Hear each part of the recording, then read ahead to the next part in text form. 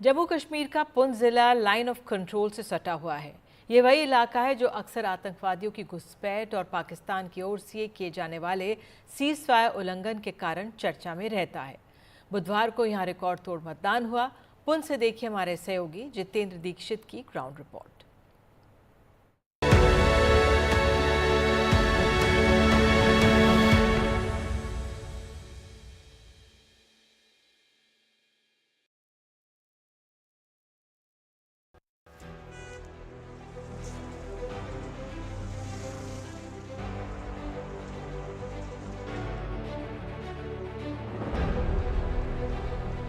ये तस्वीरें बुधवार की हैं। पुंछ के मतदान केंद्रों पर भीड़ ने सबको चौंकाया।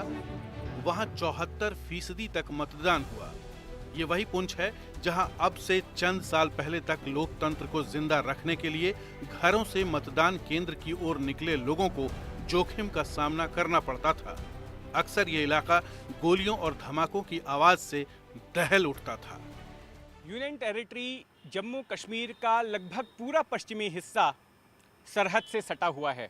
कहीं पर इंटरनेशनल बॉर्डर है तो कहीं पर लाइन ऑफ कंट्रोल। हम इस वक्त जिस उरी में मौजूद हैं, ये उरी टाउन 3 तरफ से पाक ऑक्यूपाइड कश्मीर से घिरा हुआ है और इस पूरे इलाके में सीज फायर वायलेशन का इतिहास रहा है। सरहद से जुड़े लोगों की समस्याएं अलग हैं, यहाँ के मुद्दे अलग हैं और सरकार या फिर जनप्रतिनिधियों से इनकी उम्मीदें भी अलग हैं। 40 साल के मोहम्मद मुश्ताक के सिर पर यह निशान उस रात की कहानी कह रहा है जब पाकिस्तान की फौज की ओर से दागी गई गोली इनके सर को रगड़कर निकल गई थी। मुश्ताक नूरकोट गांव में शिक्षक है। उनका घर लाइन ऑफ कंट्रोल से बिल्कुल सटा हुआ है। अप्रैल 2007 की एक रात पाकिस्तानी सेना ने सीज फायर को तोड़कर उनके गांव की ओर गोलियों की बौछार कर दी। एक गोली इनके सर को जख्मी करके निकल गई। वक्त पर इलाज मिल जाने से इनकी जान तो बच गई, लेकिन पाकिस्तानी गोलियों ने इनकी बहन यास्मीन कौसर की जान ले ली। चंद साल पहले तक यहाँ से घर से निकलना मुश्किल था। इस कदर फायरिंग होती थी। जहाँ पर भी 2 आदमी खड़े दिखाई देते थे वहाँ तक फायरिंग हमारा उस रेंज में हम खड़े हैं। तो बड़ी परेशानी, बड़ी जैसे आप बैंकर यहाँ पे मिले हैं तो उस आप सीज फायरिंग के बाद हम यहाँ बिल्कुल सेफ़ हैं और यहाँ पे कारोबार करना या घर से निकलना बड़ा मुश्किल था। बच्चों को स्कूल जाने में प्रॉब्लम थी, तो आज हम बिल्कुल सेफ़ हैं सीज फायरिंग की वजह से। कुछ लोग यहाँ पर घायल भी हुए, उनकी मृत्यु भी हुई सीज सर, फायर वायलेशन। पिछले 15 साल में तकरीबन बहुत ज़्यादा लोग घायल हो चुके हैं और मुझे खुद गोली लगी हुई है 2007 में, लेकिन यहाँ पे बड़ी प्रॉब्लम होती थी सर। ऐसे सीज फायर की वजह से गोली लगी आपको? सीज फायरिंग, क्रॉस फायरिंग होती थी रात को, तो बहुत सी फायरिंग यहाँ पे बड़े, मेरी एक सिस्टर की डेथ हो गई थी और यहाँ पे जीना बड़ा मुश्किल हो चुका था। पुंछ के ही दूसरे हिस्से में लाइन ऑफ कंट्रोल से सटा जल्लास नाम का गांव है जहां पशोरी लाल बख्शी रहते हैं। पाकिस्तान ने इनकी जिंदगी में 2 त्रासदियां दी।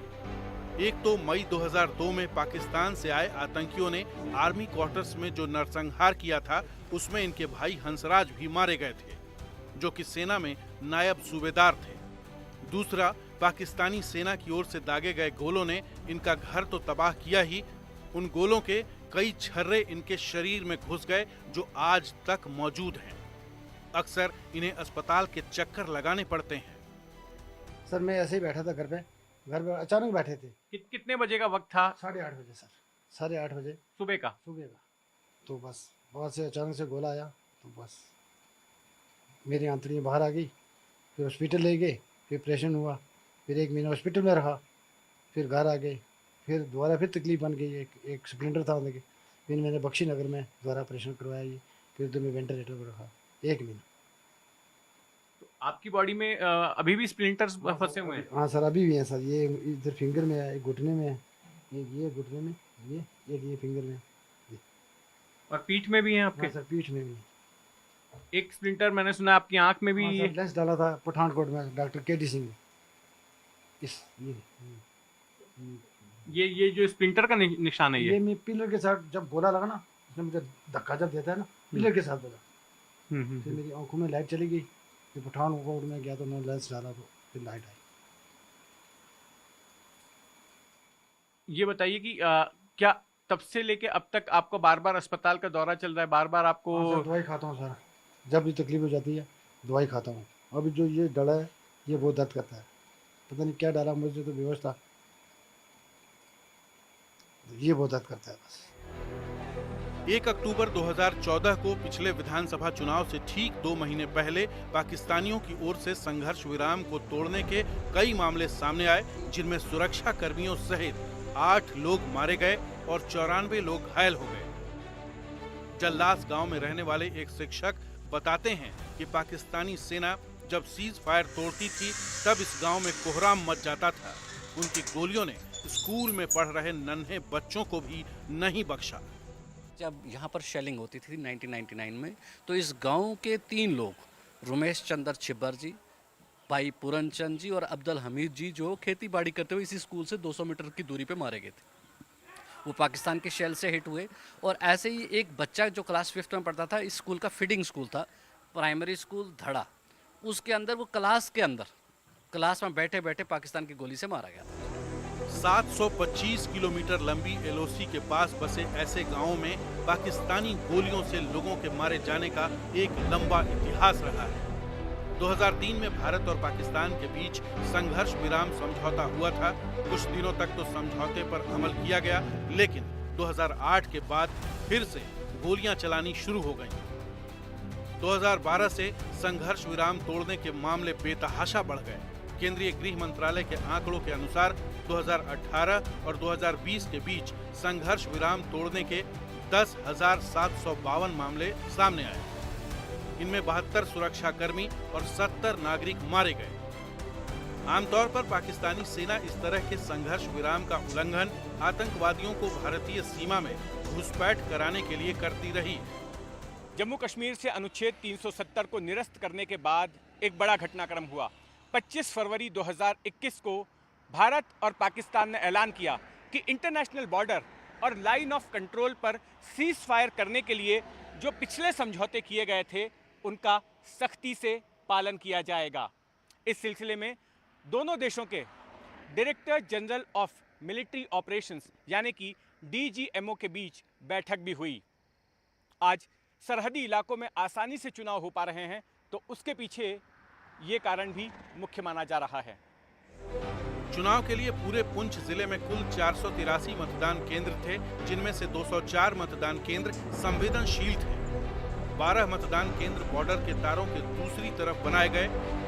पुंछ में 3 विधानसभा सीटें आती हैं, जहां मतदान करवाने के लिए 2,500 लोगों की ड्यूटी लगाई गई। वोटरों को मतदान केंद्रों तक लाने के लिए प्रशासन ने बहुत मेहनत की। हमारे डिस्ट्रिक्ट पुंछ में across the fence 54 number polling stations हैं, उनमें से एक पोलिंग स्टेशन ये भी है। तो जितने भी हमारे पोलिंग स्टेशंस हैं, वहाँ पे जो भी रिक्वायर्ड हमारे ECI की गाइडलाइंस हैं, डिस्ट्रिक्ट एडमिनिस्ट्रेशन की तरफ से, डिस्ट्रिक्ट इलेक्शन ऑफिसर की तरफ जो भी हमें इंस्ट्रक्शंस मिली है, अकॉर्डिंगली हमने वो सारे इंतजामात इन सारे पोलिंग स्टेशन पे किए हैं। और ये जिस पोलिंग स्टेशन जहाँ पे आज हम खड़े हैं, ये पोलिंग स्टेशन नंबर 1 है अक्रॉस द फेंस। एक तरफ जहां कुछ पार्टियां 370 की वापसी और कश्मीर को फिर से राज्य का दर्जा देने जैसे मुद्दे उठा रही हैं, दूसरी तरफ पुंछ जैसे सरहदी इलाकों में रहने वाले लोगों के लिए मुद्दे अलग हैं। उत्साह है, खुशी है कि पिछले 10 सालों से जो जम्मू कश्मीर की विधानसभा भंग थी, उसको वापस सुप्रीम कोर्ट के आदेश के अनुसार वापस पोलिंग कराई जा रही है और लोग ज़्यादा से ज़्यादा घरों से बाहर निकल रहे हैं। और हर किसी का अपने अपने मुद्दे हैं, किसी का पानी का मसला है, किसी का बिजली का मसला है, किसी का सड़कों का मसला है, किसी का यूनिवर्सिटी कॉलेजेस को लेकर मसला है। तो लोग चाहते हैं कि हमारी चुनी हुई सरकार हो, हमारे चुने हुए नुमाइंदे हों, एक बार फिर विधानसभा जम्मू कश्मीर की सुचारू ढंग से काम करे, ताकि लोगों के मसले जो विधानसभा में उठाए जाएं और लोगों के मसलों को हल किया जाए। हमारा वोट डालने का मकसद यही है कि हमें स्टेटहुड दिया जाए, हमारे दफ़ा 370 को बहाल किया जाए, हमारी असेंबली बनाई जाए और असेंबली में जाके हमारे नुमाइंदे चुने हुए, डिस्ट्रिक्ट पुंछ हो, डिस्ट्रिक्ट पुंछ से जैसे मैंडर हो गया, अपना ये सुरंगकोट हो गया, रजौरी, यानी अदर डिस्ट्रिक्ट से हम अपने नुमाइंदों का चुनेंगे और फुल बहुमत के साथ अपनी सरकार बनाएंगे, जो भी सरकार हम चुनेंगे। अब कहने का मकसद है, कोई मुद्दा ऐसा नहीं है, हर किस मुद्दे पे हम बात करें। हमें तो 10 साल से पता ही नहीं है कि हम कर क्या रहे हैं। हमारी हालत देखें, सड़कें, किसी चीज़ में कोई फ़ायदा ही नहीं है। हम कैसे जी रहे, ना हमारा मेडिकल सिस्टम। हम यहाँ से जम्मू जाते, रास्ते में हमारे पेशेंट की डेथ हो जाती है। हमें बहुत दबाया गया है, मगर अब हमें गवर्नमेंट ऑफ इंडिया ने हमें ये हक दिया है। अब हम क्या करेंगे, वोट के ज़रिए अपना नुमाइंदा असेंबली में भेजेंगे, वो हमारी बात करेगा, तो हमें इसका बहुत बड़ा बेनिफिट मिलेगा। मुद्दा ये है कि सबसे बड़ा मुद्दा जो हमारा अनएम्प्लॉयमेंट का मुद्दा है, बेरोज़गारी का मुद्दा है कि पिछले 10 साल में जो गवर्नमेंट नहीं होने की वजह से यहाँ पे जॉब अपॉर्चुनिटी है जो बच्चों को नहीं मिली है। हमारे खासकर सिटी के जो लोग हैं, काफ़ी पढ़े लिखे हैं, एजुकेटेड लोग हैं, अपना ग्रेजुएट हैं, पोस्ट ग्रेजुएट हैं, लेकिन उनको जॉब नहीं मिली है। और लोगों को अब ये जो अपना वापस इलेक्शन हो रहे हैं, उन लोगों को उम्मीद है कि हमारी चुनी हुई सरकार आएगी और लोगों को जो जॉब अपॉर्चुनिटी मिलेगी। और हमारे लिए यही है जी, एक तो जो सेंट्रल गवर्नमेंट ने जो है 5 अगस्त 2019 को जो है 370-35 ये हमसे छीना है। एक तो हमारी ये दरख्वास्त है कि वह वापस किया जाए। दूसरा ये है कि उसकी वजह से जो नुकसान हुआ, बाहर के जो लोग यहाँ पे इस टाइम लगभग 40% लोग यहाँ इंटर हो चुके हैं। उन्होंने हमारा कारोबार हर तरीके का, चाहे कपड़े का हो, बिजनेस का हो, किराने का हो, किसी भी का हो, मतलब स्पेयर पार्ट का हो, वो छीन लिया। और उससे यह है कि यहाँ का जो यूथ है वो बेरोज़गार हो गया, उसके पास कोई मतलब अब रहा ही नहीं कारोबार। दूसरी बात यह है कि यहाँ पे एक डिफेंस स्टेट है, डिफेंस बॉर्डर मतलब डिस्ट्रिक्ट है ये, इधर भी पाकिस्तान लग रहा है, इधर भी पाकिस्तान लग रहा है, इधर भी पाकिस्तान। उसकी वजह से जो है यहाँ पे इस टाइम 8 लाख आबादी है इस डिस्ट्रिक्ट की, क्योंकि 2011 में सेंसर हुआ था, उसके बाद 2024 तक अभी नहीं हुई, मर्दमशुमारी नहीं हुई। उससे ये हुआ कि यहाँ पे ना हमारे पास मेडिकल कॉलेज है, यहाँ पे हर जो है अभी तो 1-2 साल से थोड़ा सा शांति है बॉर्डर पे। बहरहाल जो है 90 से लेकर 2019 तक यहाँ पे जो है टेंशन रहती थी। उस वजह से यहाँ पे हादसा हो जाते थे, कोई भी कैजुअलिटी हो जाती थी, हमें यहाँ से 300 किलोमीटर जम्मू जाना पड़ता था। हवेली विधानसभा सीट से 9 उम्मीदवारों ने पर्चा भरा था, एक ने पर्चा वापस ले लिया। यहाँ मुख्य मुकाबला बीजेपी, नेशनल कॉन्फ्रेंस, पीडीपी और अपनी पार्टी के बीच है। लोकसभा चुनाव में भी यहाँ 70% मतदान हुआ था। 10 साल बाद फिर एक बार पुंछ को नया विधायक मिलेगा, जिसका नाम 8 अक्टूबर को पता चलेगा, जब वोटों की गिनती होगी। कैमरामैन राजेंद्र दयालकर के साथ जितेंद्र दीक्षित, एनडीटीवी, पुंछ।